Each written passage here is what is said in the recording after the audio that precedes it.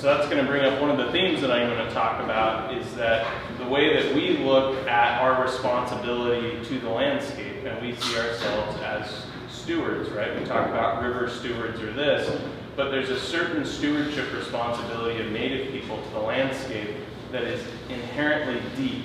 It is very well connected, and that's something that we start to understand when we look at our stories and our history. And so, you know, a lot of people ask, well, how long have Native people been in the Northwest? And that's something that if you listen to archaeologists, you know, they'll say 14,000 years ago. You know, the oldest archaeology site in North America is in Eastern Oregon. It's Paisley Caves. But when we talk about it, we say that we've been here since time immemorial.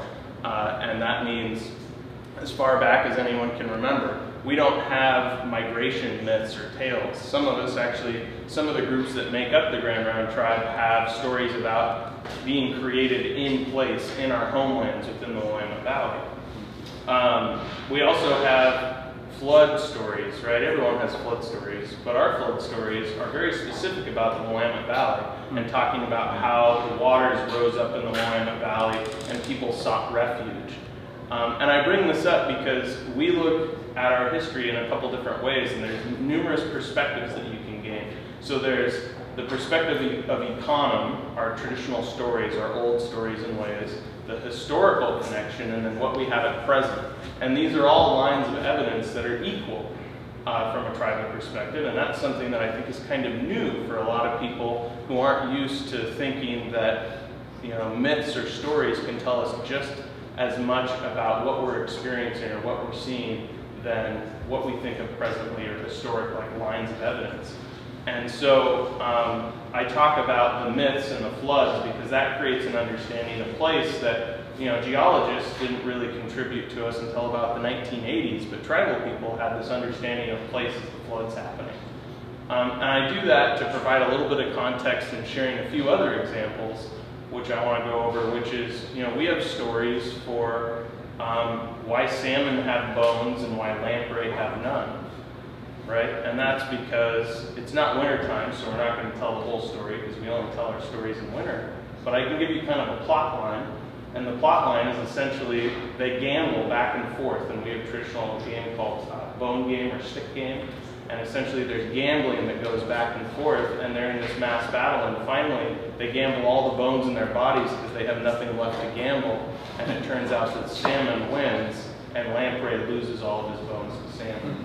So this is sort of this understanding of why we know that lamprey don't have bones.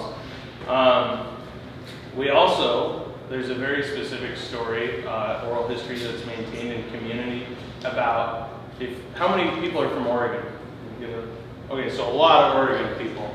So this is good. So there's, within archaeology and whatnot, we've had these conversations about, did fish go above the Willamette Falls? Did fish not go above the Willamette Falls? Well, our stories tell us fish went above the Willamette Falls. And not only did fish go above the Willamette Falls traditionally, but when they went above the Willamette Falls, they went up the Santiam River, because that was the best river for fish. And we have a whole myth story that ties to that connection. Not only that, but there's supposed to be a rock at the mouth of the Santiam River that's shaped like a fish, because within our stories, Fish Boy essentially gets turned into a stone figure, and that's what signals the fish to go up the Santiam River. Well, if you look at the mouth of the Santiam River today, there's no rock there. But if you look on the old maps and you map where the mouth of the Santiam River is, and then you look at where it used to be in the 1850s, and then you turn on really fancy LiDAR imagery, you actually see that there's a crescent-shaped rock at the old mouth of the Santiam River. Now that's the type of understanding about place that I'm talking about, where sometimes there's this line of evidence that is easy to write off, but if you actually look deeper into it, you can start to find these other pieces about knowledge. Coincidentally, as I'm told by many of our biologists and science folks, the Santiam has great spawning habitat. The Santiam River is one of the best places for fish to go because of the gravels and because of the other natures. I'm a history guy. I don't know much about that, but I'm sure a lot of you guys do. So those are just some examples. Also for us, it's not, you know, smelt It's not a coincidence that the smelt run up the Cowlitz River off the Columbia and up the Sandy. Those are the places that we know. That's where the smelt runs run. It's where they've always run, and we have the stories that connect that to place. So that's a way that when you can engage with the community, you can start to develop this deep understanding of place that's based on connections into time immemorial. When you're interacting with tribal communities, you start to realize that these people have been here for a really, really long time.